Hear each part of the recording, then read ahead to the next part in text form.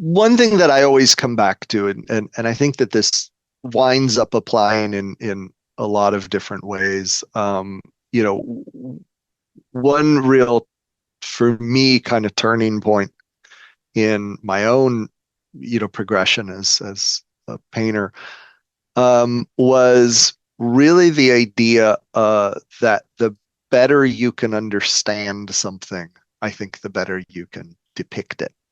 And I think that a lot of times we sort of get like a maybe not quite that message in art school. Um, and what I mean by that is I think that a lot of times we're, in my experience at least, a lot of classes sort of almost attempt to train you to be kind of a almost like a thoughtless seeing machine, right? That they try to, almost in a way, sort of take the thinking part out and say, like, just stare at the thing and stare at the thing, right?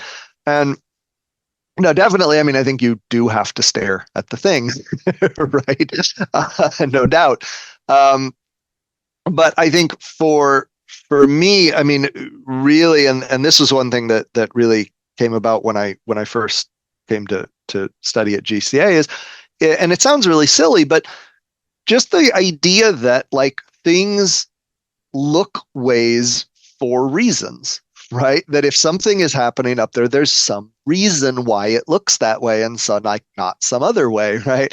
And I think so much of my training prior to that had been essentially, you'd have a teacher come around and you'd be painting and they'd just say like, well, it needs to get redder there. And you'd go like, oh yeah, okay, right.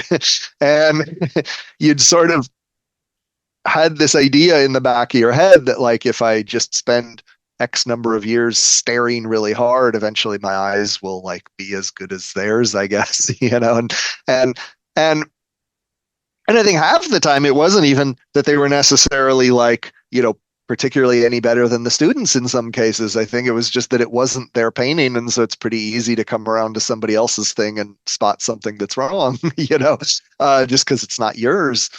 But I think at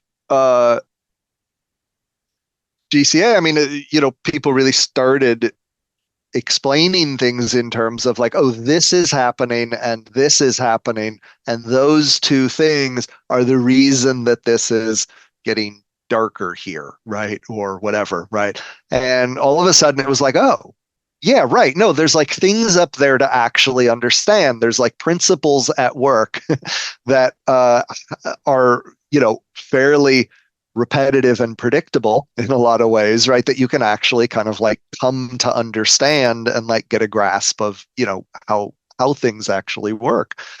Which, if you read old, sort of painting manuals and stuff from, the 17th century and stuff like that, very much, I mean, all those artists who were writing about it were very much thinking of painting as a way of coming to understand the world around them, right? And I think that component of it, I think maybe has, sort of diminished in a lot of like art education at this particular moment in history, right?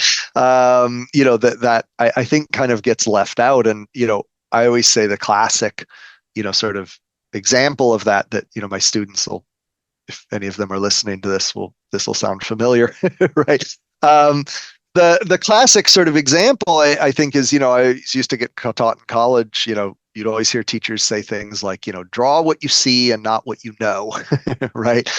Which sounds like sort of this piece of great advice in a way. And in a way, I mean, I think there's a certain utilitarian quality to a piece of advice like that, particularly at first, because we're not very used to actually just like looking at things for a period of time, right? Like your friend mentioned. Um, but to me, I think in one way, I think, I mean, it's maybe debatable whether that's even possible to kind of draw what you see. But I think to me, always we're using some combination of what we see and what we know when we're making a drawing.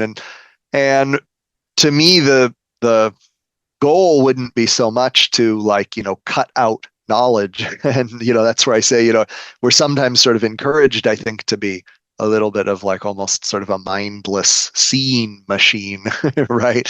To me, I think that's not so much the goal. It's not to kind of exclude what we know. It's just to know the best possible stuff we can know, right? Like know better stuff, right? And then when you're combining that with, sort of this deep, intense, observation of what's in front of you, I think the two of those things pair up to give us such better results than either one would be able to give us, solely on its own.